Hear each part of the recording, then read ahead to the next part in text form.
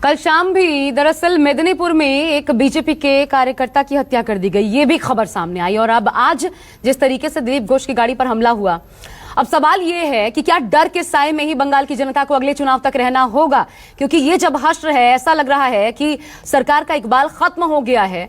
क्योंकि अगर इस प्रकार से एक के बाद एक हिंसा आगजनी होगी, सड़कों पर तोड़फोड़ होगी, तो इसका जिम्मेदार कौन? मेरे साथ तीन खास मेहमान इस वक्त जुड़ गए हैं। प्रियंका तिब्रेवाल जी बीजेपी से, विवेक श्रीवास्तव लेफ्ट से, इसके अलावा शुभांकर भट्टाचार्य टीएमसी से हमारे साथ इस वक्त जुड़ गए हैं। शुभांकर जी, स्वागत है आपका। सबसे पहले मैं आप ही के पास आना चाहूंगी, कौन जिम्मेदार सर इन परिस्थितियों के लिए? बंगाल में जिम्मेदार कौन है?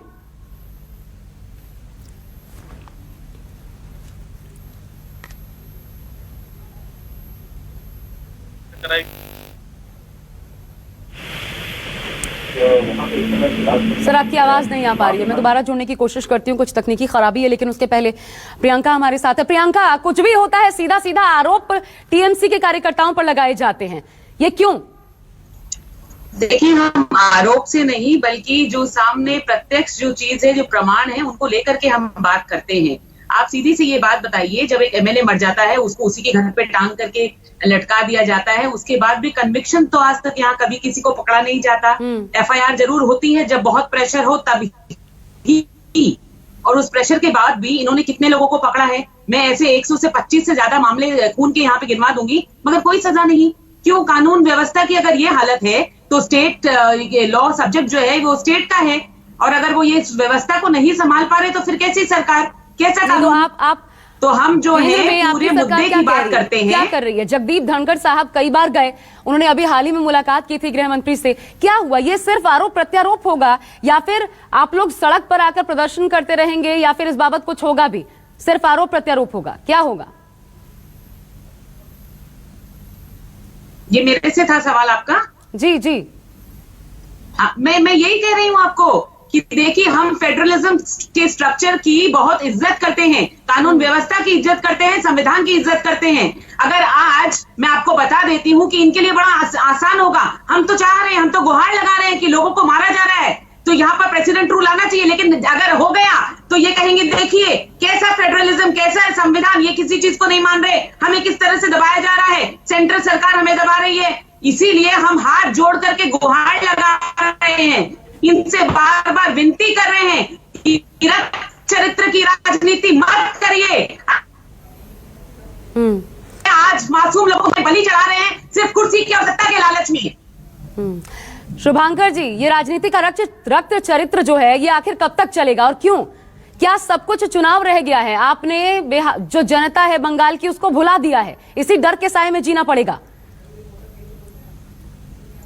जैसे एक बात कहूंगा कि मुझे एक बात बताइए कि कौन सा ऐसी जगह होता है जहाँ पे जो सत्ता पक्ष होते हैं उसको क्या जरूरत है कि अपने आप से ये कराने की? ये तो सीधे सीधे पूरी तरीके से बीजेपी का जो प्लान है कि बंगाल की जो सरकार है उसको कैसे कैसे बदनाम किया जाए, ये सोची समझी साजिश है। दिलीप घोष जिन गाड़ियों में नहीं होती उन गाड़ियों पे तोड़फोड़ होता है। आप खुद से थोड़ा सा आइडिया लगाइए कि ये सिर्फ और सिर्फ एक साजिश है।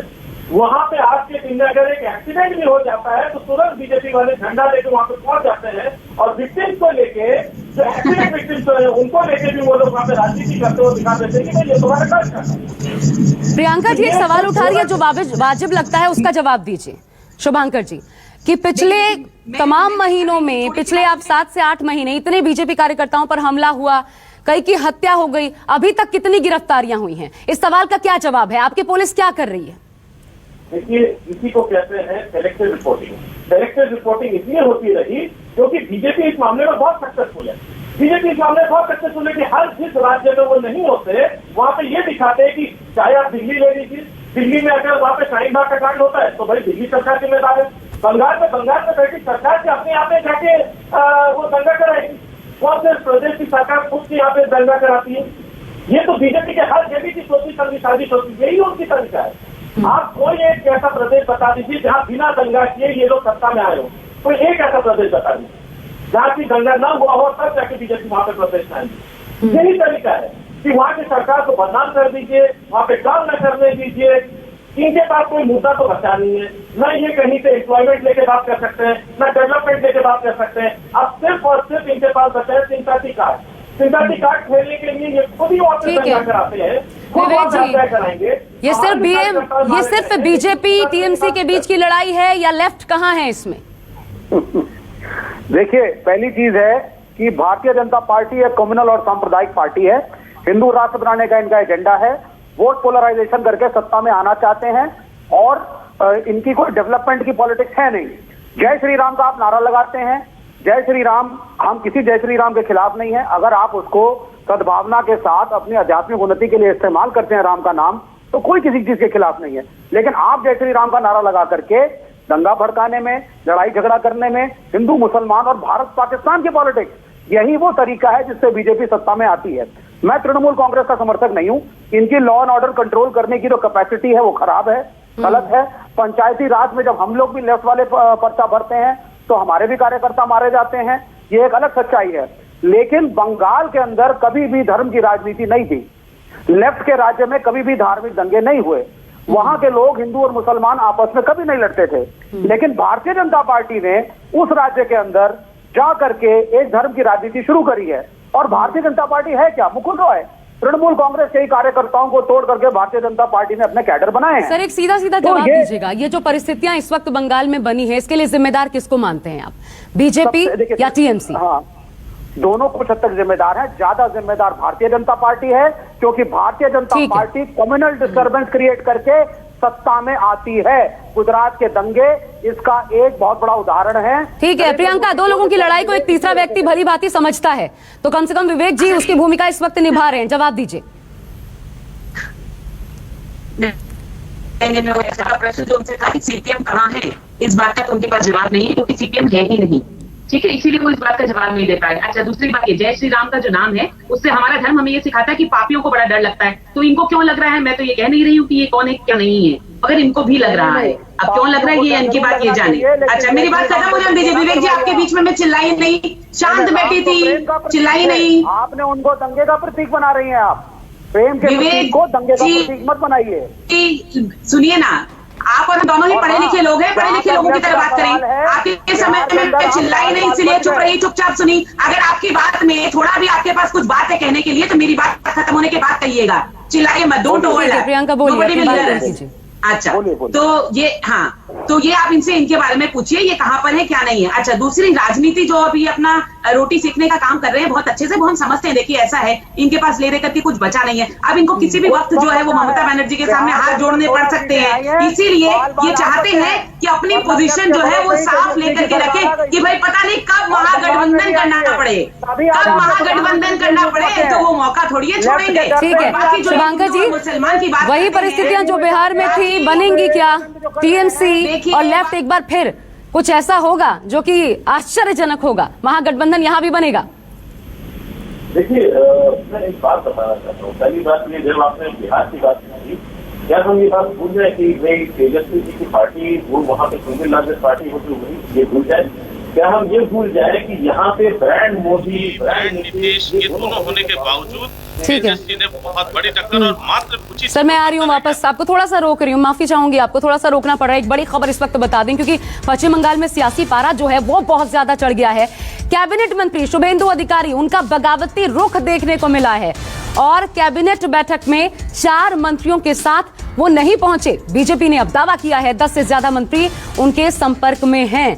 कई टीएमसी विधायकों के भी संपर्क में होने का दावा बीजेपी की तरफ से किया गया। ये बहुत बड़ी खबर जो बंगाल की सियासत से जुड़ी इस वक्त सामने आ रही है। यही कारण है कि एक बौखलाहट देखने को मिल रही है, एक दूसरे के ऊपर आरोप प्रत्यारोप हो रहा है। मैं सीधा रुख करती हूं सर, अपनी बात भी कंप्लीट कीजिए शुभांकर जी, लेकिन साथ में मैं ये भी जोड़ दूं, आखिर आपकी पार्टी इतनी कमजोर चुनाव पास आते आते क्यों हो रही है कि आप ही के विधायक उनमें टूट देखने को मिल रही है, आपके मंत्रियों को तोड़ा जा सकता है, ये बीजेपी खुद दावा कर रही है, वो भी डंके की चोट पर। एक बात तो इसमें मुझे तो कोई आश्चर्य इसलिए नहीं दिखाई देता, क्योंकि अगर आपको याद हो लॉकडाउन के बीच में मध्य प्रदेश में जो हुआ, क्या ये बात नहीं किसी से छुपी हुई है? मध्य प्रदेश में किस तरीके से राजनीति में पूरा एकदम परिवर्तन आया। तो बीजेपी के पास यही 2 तरीके हैं। मैंने जब कहा ना कि जब आप सीधे उससे नहीं जब लड़ सकते, तब आप क्या करेंगे? आप वहाँ पे मंत्री को तोड़ेंगे, आप दूसरे नेताओं को तोड़ने की कोशिश, वहाँ पे सरकार को गिराने की कोशिश, कोई एक, ये सब जो साजिश है, ये जो कॉन्स्पिरेसी है, ये कॉन्स्पिरेसी थ्योरी सिल्वर फिलहाल ये कॉन्स्पिरेसी थ्योरी सुनते ही काम आ रहा है, इसलिए वो लोग कॉन्फिडेंट है इस मामले को लेकर। और यही इनका तरीका भी देखने को कई जगह से मिलेगा। वही बात जहां तक ये धार्मिक और ये वो एक तरफ है, तो स्ट्रैटेजीज आप देखिए।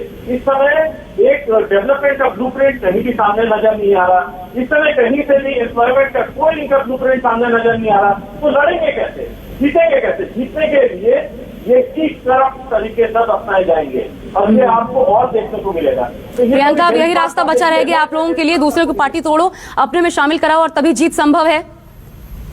अरे भाई, ऐसा है जब आपका घर और दीवारें इतनी मजबूत हैं तो आपको तो डरने की आवश्यकता नहीं। यानी जो है वो आपकी दीवारें कमजोर थी इसलिए वो टूट के गिर रही हैं।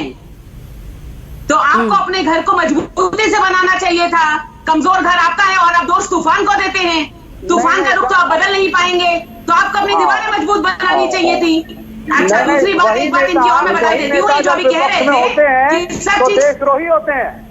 वही नेता जब विपक्ष में होते हैं तो देशद्रोही होते हैं। फिर तोड़ करके उनको बीजेपी में ले आओ, वो गंगा नहा गए हम लगाते हैं, मैं इनको उनके खिलाफ क्या जवाब है? ये आपकी क्या राजनीति जवाब है। है आपकी राजनीति हॉर्स ट्रेडिंग और मनी की है कि मुकुल राय कैसे कैसे आपके पास गए थे। अरे भाई, ऐसा है जिस पर आप खरीदने का आरोप लगा रहे हो उससे गए गुजरे तो वो लोग हैं जो बिक रहे हैं। आप बिक रहे हो तभी ना कोई खरीद रहा होगा। मैं एक सवाल यहाँ पर पूछना चाहती हूँ विवेक जी, क्या एक नई राजनीति रूप ले रही है बंगाल में और ये नई राजनीति टीएमसी और लेफ्ट साथ साथ वाली है?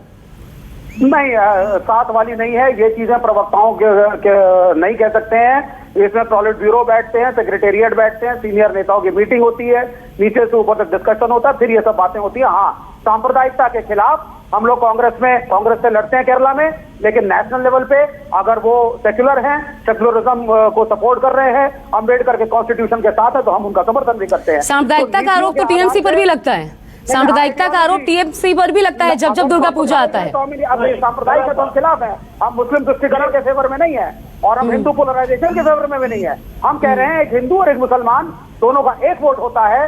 भारतीयता की बात हो, भारतीय की बात हो, ये रिलीजन के आधार पे कहना, मैं हिंदुस्तान में पूरे घूमता हूँ, कई बार लोग मुझे मिलते हैं, कहते हैं आप जब टीवी में बोलते हैं तो लगता है आप एंटी हिंदू है। हम एंटी हिंदू नहीं है, हम एंटी मनुस्मृति हैं जो ये करना चाहते हैं। भारत के कॉन्स्टिट्यूशन में धर्म और जाति का कोई भी रोल नहीं है। एक नागरिक है, वो किसी भी धर्म का हो, जाति का हो। लेकिन आरएसएस और बीजेपी की राजनीति में हिंदू राष्ट्र एजेंडा है, अपर कास्ट डोमिनेंस एजेंडा है। ये लोग अपने हिसाब से चलते हैं। इस मंदिर में आप बताइए, ठीक है, एक दलित को आप पुजारी बनाइए ना, क्यों नहीं बनाता है बीजेपी? आप हिंदू राष्ट्र की बात करते हैं, आपके हिंदू राष्ट्र में क्या एक दलित पुजारी बनेगा? ठीक है प्रियंका, एक मंदिर के आप उसकी पूजा क्यों नहीं उठा रहे? हिंदू मुसलमान तो आप हमसे ज्यादा कर रहे हैं। नहीं, आप हम पर आरोप लगाते हैं कम्युनलिज्म का। बंगाल में जो वायलेंस हो रही है उसके लिए आवाज नहीं उठाते हैं और खाली हिंदू मुसलमान की बात कर रहे हैं। कम्युनलिज्म की राजनीति तो आप कर रहे हैं विवेक जी, दलितों के कैसी बात कर रहे हैं? क्या जो इतने लोग मर रहे हैं उसके लिए आपको कोई चिंता नहीं? एक बार भी आपने आवाज नहीं उठाई। ठीक है, आप सिर्फ कुछ नहीं है, ये आरोप प्रत्यारोप करके और कुछ समझ ही नहीं आता। डेवलपमेंट के नाम पे कुछ नहीं है आपके पास। आज बिहार में लेफ्ट का परफॉर्मेंस देख करके अरे डेवलपमेंट, लोग इंसान बचेंगे तब डेवलपमेंट होगा। यहाँ पर आप मार दे रहे हैं बिहार में लोगों तेजस्वी को, उसके लिए आप आवाज नहीं उठा रहे हैं। खून पे खून होते जा रहे हैं, उसके लिए आवाज नहीं उठाया। सीपीएम ने कितनी रैलियां निकाली है बताइए। बन जाती। मैं ये कहती हूँ इस वायलेंस के खिलाफ सीपीएम ने 2 सालों में कितनी रैलियां निकाली। विवेक जी, सवाल का जवाब दीजिए, वाजिब सवाल है। जो वायलेंस हो रहा है, चाहे टीएमसी कार्यकर्ताओं के साथ हो, बीजेपी कार्यकर्ताओं के साथ हो, लेफ्ट ने आज तक कोई आवाज क्यों नहीं उठाई? जवाब दीजिए। बिल्कुल आवाज उठाते हैं, कोई भी पॉलिटिकल किलिंग गलत है, कहाँ उठाते कोई भी हैं? कार्यकर्ता किसी भी दिखता तो पार्टी नहीं का है। मारा जाए गलत है। Law and order Trinamool Congress की जिम्मेदारी है और उसको निभाना चाहिए। लेकिन ये जय श्री राम के नाम पे ठीक है, मैं शुभांकर भट्टाचार्य को इसके बीच में लाना चाहती हूँ। शुभांकर भट्टाचार्य, आपने अभी सुना, पिछले 10 सालों में जब से खुद ममता बनर्जी है, उसके पहले खुद कह रहे हैं विवेक जी कि धार्मिक उन्माद नाम की चीज नहीं थी बंगाल में, लेकिन जब से आपकी सरकार आई तब से ये चीजें देखने को मिली हैं, तब से धार्मिक उन्माद भी हुआ है, तब से एक दूसरे के ऊपर आरोप प्रत्यारोप, एक दूसरे की हत्याएं, कार्यकर्ताओं की हत्याएं। ये आखिर केरल बंगाल क्यों बनता जा रहा है? जो इतिहास नहीं था वो इतिहास क्यों दर्ज करवाया जा रहा है बंगाल में? अच्छा जी, देखिए अभी मैं विवेक जी को सुन रहा था, लेकिन आपने भी उनकी बात को थोड़ा सा घुमा दिया। विवेक जी ने ये कहा कि जब से बीजेपी आई, पहले कम्युनिस्ट और वहाँ पे टीएमसी की लड़ाई थी, लेकिन उसमें धर्म करके नहीं आया था। धर्म आया जैसे बीजेपी वहाँ पे कूदी और वहाँ पे आके हिंदू मुस्लिम वाला सेगमेंट। अब जिसको कहते हैं सर, ये कार्यकर्ताओं की लड़ाई है, ये धार्मिक लड़ाई नहीं है। जब लोग रहेंगे, आप लोग लोगों को जिंदा रहने दोगे तब तो रहेंगे। यहाँ पे जिन लोगों को गोलियां मार रहे हो उसके बारे में जवाब दीजिए ना, उनके परिवारों के बारे में जवाब दीजिए। जिन माओ की कुप खाली कर रहे हैं उनके बारे में बोलिए, जिनके बच्चों सर सुन लीजिए, एक और बयान है। मैं शुभांकर जी आपको थोड़ा सा रोकना चाहती हूँ। केंद्रीय राज्य मंत्री अनुराग ठाकुर ने कहा है कि बिहार के बाद बीजेपी अब बंगाल में सरकार बनाएगी। अनुराग ठाकुर से हमारे संवाददाता मनीष कुमार ने बातचीत की है, सुनिए। ताल ठोक रहे हैं अनुराग ठाकुर कि अब बिहार के बाद बंगाल की बारी, क्या कहते हैं सुनिए। हमारे साथ वित्त राज्य मंत्री और बीजेपी के नेता अनुराग ठाकुर हैं, उनसे बात करते हैं। सर, बंगाल जो है, बिहार में तो आपको एक बहुत अच्छी जीत हासिल हुई, लेकिन बंगाल को लेकर आपकी क्या तैयारियां हैं? बिहार के बाद बंगाल भी आएगा, क्योंकि मोदी जी की जन कल्याणकारी नीतियों के कारण जो जन जन तक लाभ पहुंचा है, जो गरीब की मदद हुई है, जो राहत मिली है और गरीब को आगे बढ़ने का अवसर मिला है, उसके कारण बंगाल की जनता भी नरेंद्र मोदी जी के साथ खड़ी होगी। और मुझे पूर्ण विश्वास है, जनता ये भी देख रही है कि केंद्र से मोदी जी तो भेज रहे हैं, लेकिन राज्य की सरकार ममता जी के नेतृत्व में वो अच्छे काम नहीं कर पा रही, मदद लोगों तक नहीं पहुंचने दे रही। सर, एक सवाल ये कि शुभेंदु अधिकारी जो कि टीएमसी के एक बड़े नेता हैं, उन्होंने कई आंदोलन चलाए हैं ममता बनर्जी के साथ। माना जा रहा है कि वो कुछ विधायकों, सांसदों के साथ शायद बीजेपी ज्वाइन कर सकते हैं। भारतीय जनता पार्टी का कुनबा बढ़ता रहेगा। ये जो नेतृत्व में मोदी जी के देश में कमल हर जगह खिल रहा है, लोग मोदी जी की नीतियों में विश्वास करके आ रहे हैं। जितने और लोग आएंगे, कौन आता है कौन नहीं आता मैं इस पर टिप्पणी नहीं करूंगा, लेकिन इतना जरूर कहूंगा, डूबता जहाज है टीएमसी, डूबता जहाज है ममता जी की सरकार, और इस डूबते जहाज में से बहुत सारे लोग कूदना चाहेंगे, जान बचाना चाहेंगे, बंगाल को बचाना चाहेंगे। सर, एक सवाल ये कि कहा जा रहा है कांग्रेस की तरफ से, टीएमसी की तरफ से, कि ओवैसी को बीजेपी एक बार बंगाल में भी बिहार की तरफ फील्ड करना चाहती है, जिससे कि वहां पे वोटों का बंटवारा हो सके। खासतौर से आरजेडी कांग्रेस का आरोप है ये। देखिए, तुष्टीकरण की राजनीति कांग्रेस से लेकर तृणमूल कांग्रेस तक सब लोग करते हैं, और ये तुष्टीकरण की राजनीति के बाद भी उन वर्गों को लाभ नहीं आज तक पहुंचा पाए। उन वर्गों ने पिछले 70 साल की इनकी राजनीति में देखा केवल उनका उपयोग हुआ है। सही मायने में गरीब हो, दलित हो, अनुसूचित जाति वर्ग के लोग हों, हमारे या मुस्लिम समुदाय भी क्यों ना हो, इनको भी ये लगा है अगर इनकी मदद किसी ने की है, शौचालय देने की, पक्का मकान देने की, गैस योजना देने की, बैंक खाते खोलने की, रोजगार देने की और बैंक खातों में पैसा डालने की, तो नरेंद्र मोदी जी ने किया है। इसलिए ये सब लोग अब एक प्रश्न चिन्ह खड़ा करते हैं कांग्रेस की, तृणमूल कांग्रेस और ऐसी पार्टियों की, सीपीआई जैसी पार्टियों की राजनीति पर केवल वोट बैंक तक सीमित है। वो ना गरीब की ना मुस्लिम की किसी की मदद करने के लिए तैयार है, किया तो केवल नरेंद्र मोदी जी ने किया। तो डूबता जहाज और बिहार के बाद बंगाल की बारी, अब कैसे रोकेंगे शुभांकर जी से? फाइनल कमेंट आप ही से। जी, अगर मुझे ध्यान से प्रियंका जी सुने और बीच में ना टोके तो मैं पूरी बात करूँ। देखिए, अभी अनुराग ठाकुर जी की भी आपने पूरी बात सुनी। यहाँ पे तो ये कहते हैं उन वर्गों के, जहाँ पे उस वर्ग का नाम लेना तक ही गुनाह समझते हैं। जहाँ मुसलमान को मुसलमान कहना गुनाह है, फिर उन वर्गों को मैंने बहुत रखना है, थोड़ी ये राजनीति उनकी बिकती चल जाएगी। अब बात रही कि रोकने की बात, साहब मैं मानता हूँ कि भारतीय जनता पार्टी का प्रचार प्रसार तो हर चैनल पर बहुत बेहतरीन तरीके से चल रहा है, लेकिन एक बात बताऊँ, गाँव हर जो डीप एरियाज में जो दलित रहते हैं, जो पिछड़ा वर्ग रहता है, उनको पता है कि कौन उनके लिए काम कर रहा है, वक्त पे कौन उनके साथ है, कौन साथ में खड़ा हुआ है। उस मामले में ममता बनर्जी का काम हमेशा सराहनीय था। ठीक है प्रियंका, क्या ये आरोप प्रत्यारोप आपको सूट करता है आपकी राजनीति के लिए, बंगाल के लिए? और इसलिए सिर्फ आप आरोप तो लगाते हैं लेकिन केंद्र कोई हस्तक्षेप नहीं करता? इमाम भाटार ये देते हैं, ठीक है, मौलवियों को इमाम भाटार ये देते हैं। जब देखते हैं कि ब्राह्मण जो है वो नाराज हो गए तो बोलते हैं ब्राह्मण को भी हम घर देंगे, ब्राह्मण को भी 1000-1000 रुपया देंगे। तो ये राजनीति और कम्युनलिज्म कौन कर रहा है? ये आप देखिए, ये कर रहे हैं, हम नहीं कर रहे हैं। हम थोड़ी यहाँ सत्ता में बैठे हैं, सत्ता पे ये बैठे हैं और ये इस तरह की जो है विभाजन की राजनीति कर रहे हैं, प्रतिशोध की राजनीति कर रहे हैं, जिसका हम सुनिश्चित रूप से विरोध करते हैं। और बाकी बात यह है कि हमने जो डेवलपमेंट किया है या नहीं किया है वो तो स्टेट बाय स्टेट पब्लिक जो है वोट दे करके समझा ही रही है। बिहार में आपको समझा ही दिया, अब अगली बारी है बंगाल की, इसलिए संभालिए। ठीक है, लास्ट कमेंट विवेक जी, बहुत कम शब्दों में अपनी बात रखिए, मुझे फिनिश करना। भाई कम शब्दों में यही कहेंगे, लेफ्ट की वापसी हो रही है। प्रधानमंत्री डरे हुए हैं, जेएनयू पहुंच गए हैं लेफ्ट को टारगेट करने के लिए और दिखाने के लिए अपने कैडर को कि हम लेफ्ट से टक्कर लेंगे। लेकिन लेफ्ट सशक्त होकर के वापस आएगा बंगाल में, और ये पॉलिटिकल किलिंग्स का लेफ्ट खंडन करती है, चाहे वो किसी भी पार्टी का हो।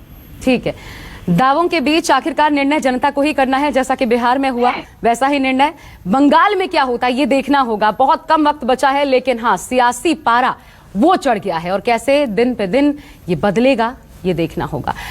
इस बुलेटिन में फिलहाल बस इतना ही। बहुत शुक्रिया आप तीनों खास मेहमानों का हमारे साथ जुड़ने के लिए। रुकने एक ब्रेक के लिए, लेकिन न्यूज़ 24 पर खबरों का सिलसिला लगातार जारी है।